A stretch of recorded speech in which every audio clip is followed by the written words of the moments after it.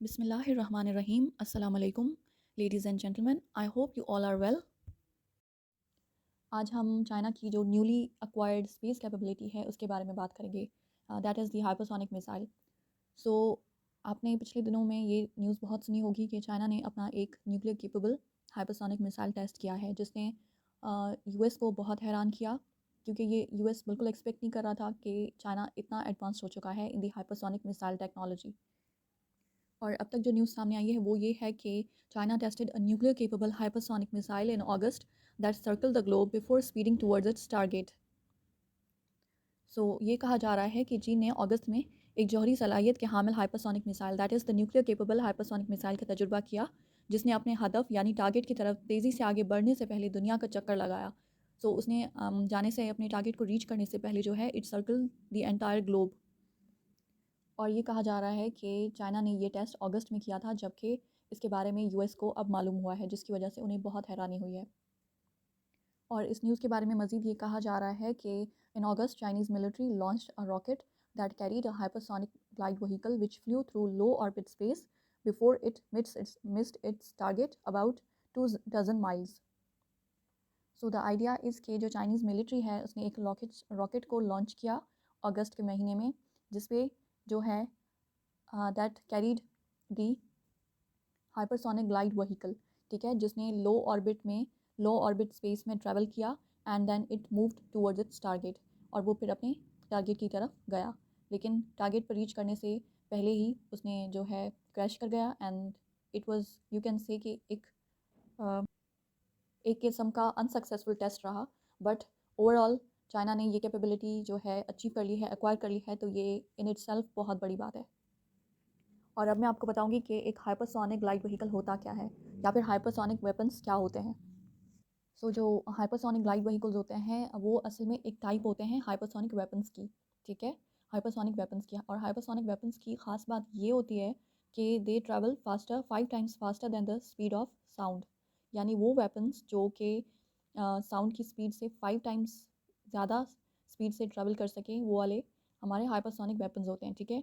और चाइना ने जो न्यूली टेस्ट किया है that is of the hypersonic glide vehicle, ठीक है, जो उसने लॉन्च किया स्पेस में ऑन दी रॉकेट। और चाइनीज़ ग्लाइड व्हीकल की ख़ास बात ये है कि वो इस काबिल है, वो इस केपेबल है कि वो एक न्यूक्लियर वेपन को कैरी कर सके। वैसे तो चाइना ने ऑलरेडी जो है अपने हाइपरसोनिक मिसाइल DF-17 को डेवलप कर लिया है और दुनिया को दिखा भी दिया है, बट ये फ़र्स्ट टाइम है कि चाइना ने कोई ऐसा न्यूक्लियर केपेबल हाइपरसोनिक मिसाइल का टेस्ट किया हो। That is why it is a new thing. इस वजह से इसको एक बहुत शॉकिंग न्यूज़ की तरह से देखा गया है।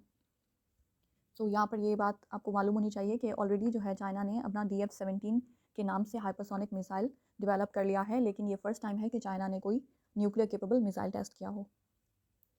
अब हम बात करते हैं कि एक हाइपरसोनिक मिसाइल के बारे में ये परसेप्शन क्यों है कि दोज आर डेडली, उनको ख़तरनाक क्यों तस्वुर किया जाता है। उनकी कुछ ख़ास बातें हैं जिसकी वजह से हाइपरसोनिक मिसाइल को जो है डेडली वेपन्स के तौर पर देखा जाता है। उनकी सबसे पहली बात, उनका सबसे बड़ा ये फ़ीचर है कि they travel the hypersonic weapons travel at a speed above Mach 5। Mach 5 जो है इट इज़, ये समझ लें एक यूनिट की तरह है, ठीक है, जिस पे हम साउंड की स्पीड को मेयर करते हैं या देखते हैं, ठीक है। नॉर्मली जो साउंड की स्पीड होती है दैट इज़ मैक 1, ठीक है, लेकिन ये साउंड की स्पीड से 5 टाइम्स ज़्यादा, more than 5 times greater than the speed of sound, इस स्पीड पे ट्रैवल करते हैं, जिसकी वजह से इन्हें कहा जाता है कि hypersonic missiles travel at the speed above Mach 5 और at Mach 5। The idea is के ये साउंड की स्पीड से 5 गुना ज़्यादा स्पीड पे ट्रैवल करते हैं, ठीक है। और यही वजह है कि इन वेपन्स को डिटेक्ट करना it's almost impossible. On the other hand अगर हम बैलिस्टिक मिसाइल की बात करें, तो जो बैलिस्टिक मिसाइल है उसको जो है रडार से या सैटेलाइट से इजीली डिटेक्ट किया जा सकता है, ठीक है। और उनकी जो इसके अलावा हाइपरसोनिक वेपन्स की दूसरी बात ये होती है कि वो एक स्टैंडर्ड पैराबोलिक ट्रेजेक्ट्री को फॉलो नहीं करते, ठीक है, because they do not go high up in the space. वो लो ऑर्बिट पे ट्रैवल करते हैं, जिसकी वजह से उनकी ये खासियत है कि वो जल्दी अपने टारगेट को रीच कर जाते हैं। जबकि जो बैलिस्टिक मिसाइल्स हैं वो एक स्टैंडर्ड पैराबोलिक ट्रेजेक्ट्री को फॉलो करते हैं, they go high up in the space, ठीक है, before heading towards the target. वो अपने टारगेट पे जाने से पहले एक हाईएस्ट पॉइंट रीच करते हैं, उसके बाद फिर नीचे आते हैं, ठीक है, जिसकी वजह से उन्हें थोड़ा टाइम लगता है अपने टारगेट पे पहुंचने के लिए। और इस दौरान उन्हें इजीली रडार या फिर सेटेलाइट से डिटेक्ट किया जा सकता है या देखा जा सकता है। जबकि एक तो हाइपरसोनिक वेपन मिसाइल की स्पीड बहुत ज़्यादा है, जिसकी वजह से उसे डिटेक्ट करना बहुत मुश्किल है। इसके अलावा जो है ये लो ऑर्बिट पे ट्रैवल करते हैं, जिसकी वजह से वो अपने टारगेट पे जल्दी रीच कर जाते हैं और वहाँ पे जल्दी जो है हिट कर सकते हैं, जिसकी वजह से उन्हें रोकना बहुत मुश्किल है। और यही वजह है कि इन्हें डेडली कंसीडर किया जाता है। इसके अलावा जो दूसरा डिफरेंस है, थर्ड डिफरेंस ये है कि जो हाइपरसोनिक मिसाइल है दैट इज़ मैनूवरेबल। मैनूवरेबल यानी कि उनको उनकी कमांड को चेंज किया जा सकता है। हाइपरसोनिक मिसाइल को चलो एक एक कमांड दे के लॉन्च कर दिया गया, लेकिन फिर स्पेस में उनकी कमांड को चेंज भी किया जा सकता है और ये इनकी बहुत ख़ास बात है।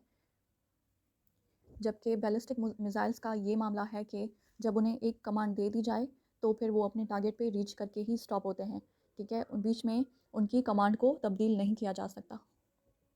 और यही एक वजह है कि जिसकी वजह से जो है हाइपरसोनिक मिसाइल को डिटेक्ट करना मुश्किल ही नहीं बल्कि ऑलमोस्ट इट्स इम्पॉसिबल, क्योंकि उनकी डायरेक्शन को, उनकी कमांड को स्पेस में चेंज किया जा सकता है, ठीक है। और इसके अलावा जो है दुनिया में फ़िलहाल ऐसा कोई सिस्टम, डिफेंस सिस्टम मौजूद नहीं है जो कि एक हाइपरसोनिक मिसाइल को डिटेक्ट कर सके और उसे स्पेस में इंटरसेप्ट कर सके। जबकि यूएस और रशिया और चाइना, इनके अलावा कुछ चंद बड़े कंट्रीज़ के पास ऐसे डिफेंस सिस्टम्स मौजूद हैं जो कि बैलिस्टिक और क्रूज़ मिसाइल्स को इंटरसेप्ट कर सकें, उनको फ़िज़ा में तबाह कर सके। जबकि hypersonic missile system, hypersonic missile को रोकने के लिए फ़िलहाल ऐसा कोई डिफेंस सिस्टम दुनिया में मौजूद नहीं है, जो एक तरह से उन्हें बहुत ख़तरनाक वेपन बनाता है, जो कि अब चाइना के पास मौजूद है। और इसीलिए ये एक तशवीशनाक बात है यूएस के लिए। और अब हम बात करते हैं चाइना के हाइपरसोनिक मिसाइल की, जो चाइना ने रिसेंटली टेस्ट किया है। सो उसके कुछ ख़ास फीचर्स जो अभी तक रिवील किए गए हैं। सो उसमें ये रिवील किया गया है कि जो चाइनीज़ हाइपरसोनिक मिसाइल है उसकी जो स्पीड है that is around 6200 kilometre per hour. मतलब कि जो चाइना का हाइपरसोनिक मिसाइल उसने रिसेंटली टेस्ट किया है उसकी जो स्पीड है वो है तकरीबन 6200 किलोमीटर फ़ी घंटा। यानी कि वो एक घंटे के अंदर अंदर 6200 किलोमीटर का सफ़र तय कर सकता है। सो अगर हम अर्थ के एवरेज डायमीटर की बात करें तो वो है तकरीबन अप्रॉक्सीमेटली 12,756 किलोमीटर्स। इसका मतलब कि जो चाइना का हाइपरसोनिक मिसाइल है वो इस वो केपेबल है कि वो सिर्फ 2 घंटे के अंदर अंदर पूरे ग्लोब का चक्कर लगा सके। तो यहाँ पर ये बात ख़ास है, जानना ज़रूरी है कि जो चाइना का रिसेंटली टेस्टेड हाइपरसोनिक मिसाइल है वो सिर्फ 2 घंटे के अंदर अंदर पूरे ग्लोब का चक्कर लगा सकता है। और दूसरी बात जो रिवील की गई है वो ये है कि जो चाइना ने टेस्ट किया है वो उसका hypersonic missile nuclear capable missile है। मतलब it is capable to carry nuclear weapons. इसके अलावा ऑब्वियसली वो एक हाइपरसोनिक वेपन है, इसीलिए वो लो ऑर्बिट में ट्रैवल करेगा और उसको स्पेस में मनूवर किया जा सकता है, एक नई कमांड दी जा सकती है। सो ये सम ऑफ द फीचर्स हैं जो रिवील किए गए हैं चाइना के हाइपरसोनिक मिसाइल के बारे में। अब यहाँ पर इस इवेंट की टाइमिंग बहुत ज़्यादा मैटर करती है, क्योंकि जब भी हम करंट अफेयर्स पढ़ते हैं तो हमेशा हमें जो है इवेंट की टाइमिंग पे ज़रूर गौर करना चाहिए कि उसके आगे पीछे कौन कौन से मामलात हुए हैं या कौन से इवेंट्स हुए हैं। सो अगर हम इस चाइना के हाइपरसोनिक मिसाइल टेस्ट की रिवलेशन के बारे में बात करें तो इस वक्त जो टाइमिंग है बहुत मैटर करती है, बिकॉज़ ये न्यूज़ तब सामने आई है जब पिछले ही महीने, ये न्यूज़ अक्टूबर में सामने आई, ठीक है, लेकिन पिछले ही महीने, उस टाइम जब पिछले ही महीने यानी सितंबर में यूएस ने अनाउंस किया ऑकस अलायंस, जो कि बनाई गई यूएस, यूके और ऑस्ट्रेलिया के दरमियान एक अलायंस बनाया गया है, जो कि आउटराइटली जो है एक अनएम्बिगुअसली एक मिलिट्री अलायंस है और जिसका मकसद है कंटेनमेंट ऑफ चाइना।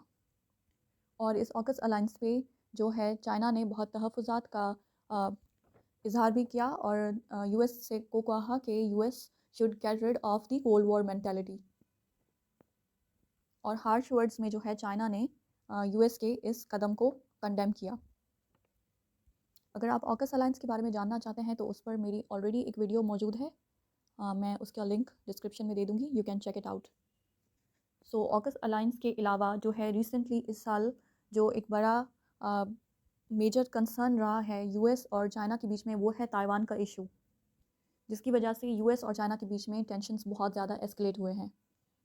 इसके अलावा जो क्वाड है वो भी उसको भी समझा जाता है कि वो एक अलायंस है इंडो पैसिफिक नेशंस के बीच में, जिसका मकसद है चाइना को कंटेन करना मिलिटरीली और diplomatically.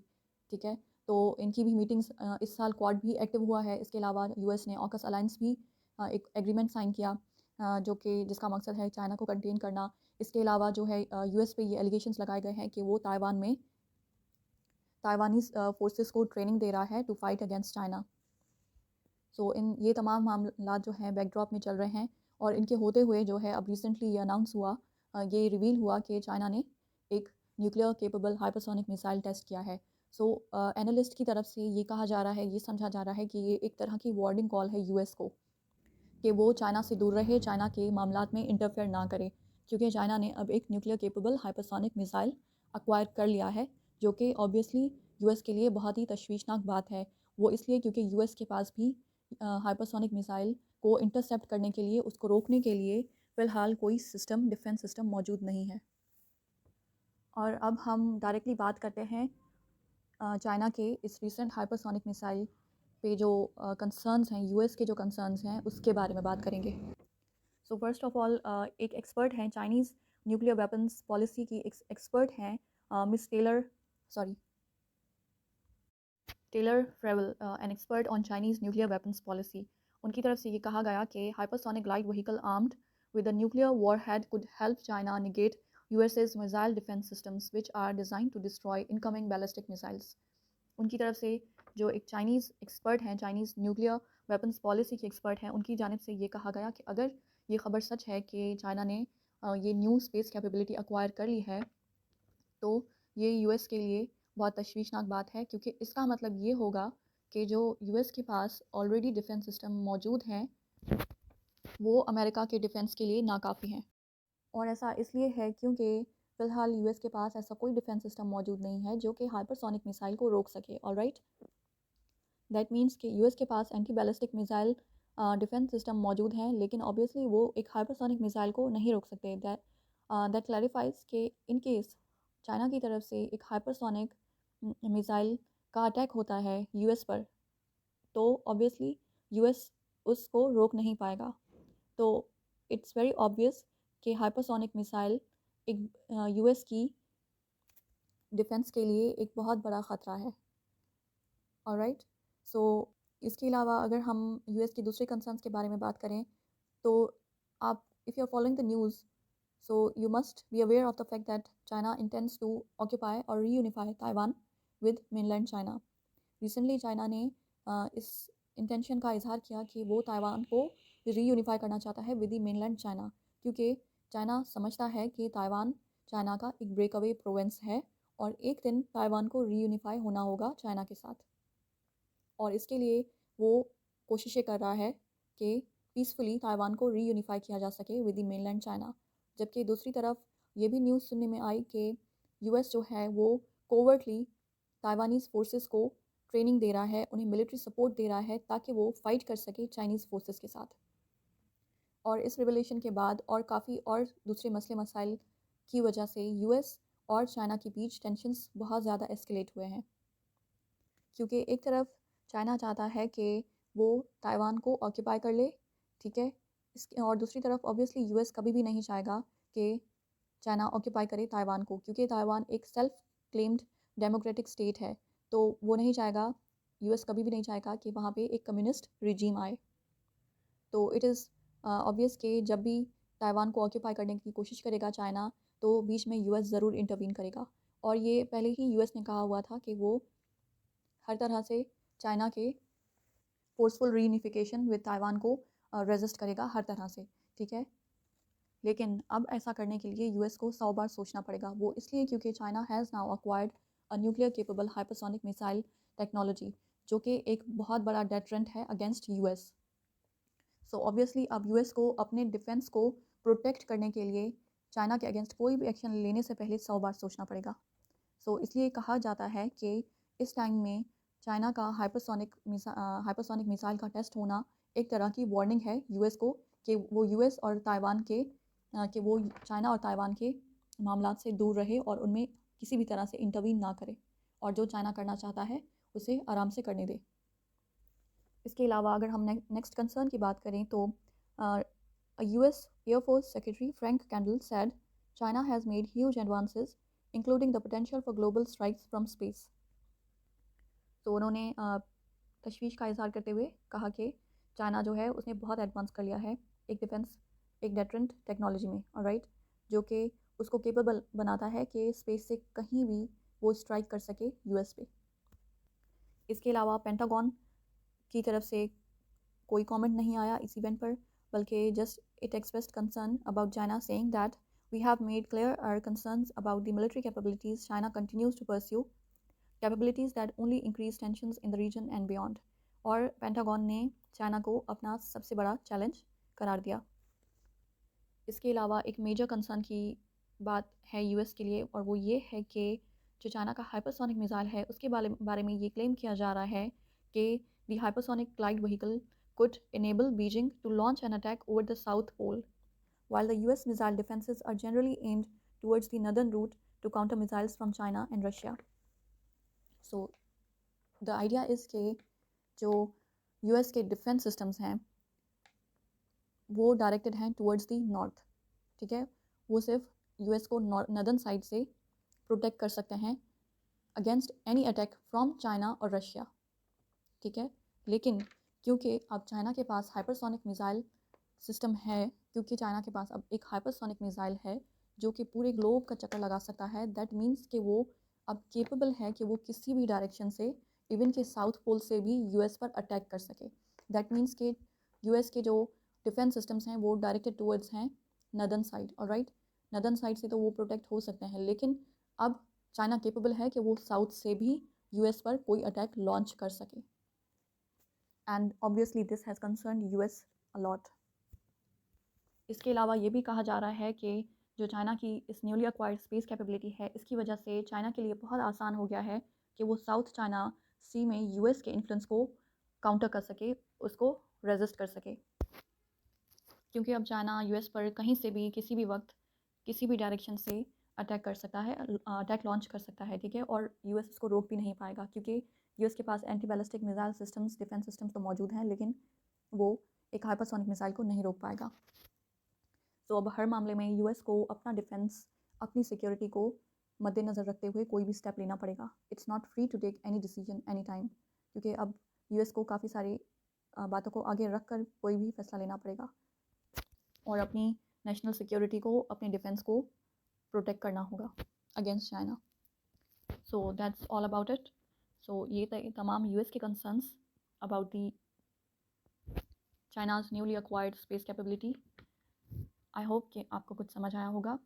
If you like my video then please share, like and subscribe to my channel. Thank you so much. Take care. Bye bye.